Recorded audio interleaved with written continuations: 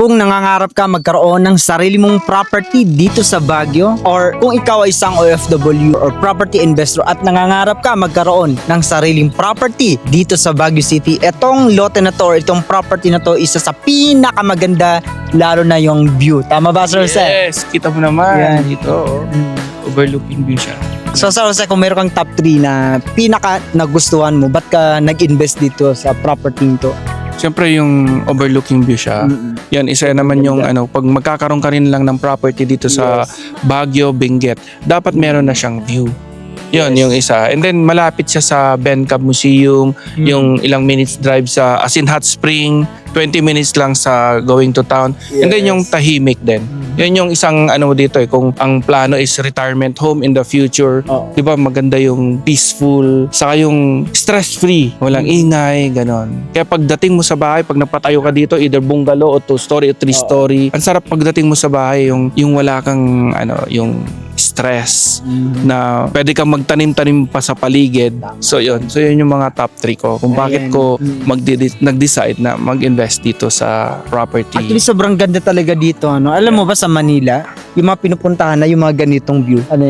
Tsaka, pag nandito ako sa taas, sobrang ganda talaga. No? Sobrang ganda. Yeah. Kaya, it's very worth it na mag-invest dito sa property na to. Lalo na yung, alam mo, yung mga investor ngayon or yung mga property investor, pumupunta na sila sa mga ganito eh. Kaya, yun yung isa sa mga pinaka-advantage mo once you invest in this kind of property. Few months or few years from now, sobrang tataas yung value at di ba magdodoble na yung kita mo doon. Oo, pwede mo rin ibenta if you want din. Yeah. Andito rin kami para talagang tutulong sa'yo. And by the way, sa mga documents, sir, sa paano natin sila matulungan doon? Actually, yung property nito kasi clean title siya. Pwede siyang i-process sa Pag-ibig, sa bank. Pag-ibig. Sa ang isa pang maganda pala, nakalimutan ko, no? Pwede siyang installment. Pwede siyang down payment Magkano muna. installment if you want to ask? 30% to 50% down payment, tapos yung balance. Pwede siyang payable in 1 year, zero interest. Wow, ganun, zero interest.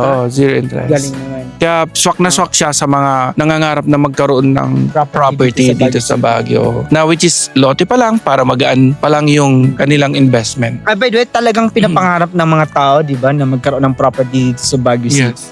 So, ano yung gusto mong sabihin sa ating mga OFW or gusto maunahan na ma-reserve itong property na to? Ayun, kung gusto nyo pong mga kababayan po natin mga OFW, gusto nyong ipa-reserve ito, gusto nyo makita yung actual ang property na to, pwede po kayong magpadala ng yung representative o pwede po namin send po sa inyong Google Map o ipakita po namin kung gaano po ang mga distance niya sa town o doon sa Bencab o sa Hot Spring, kung saan pwede po namin maipakita din po, mag-send po sa inyo ng computation. So yun guys, sana maunahan nyo yung mga matagal mag-take ng action dyan. Kaya kung ikaw yun, PM mo lang kami, click mo lang yung send message or mag-comment ka lang para maisa namin yung details. See you sa ating next video. God bless.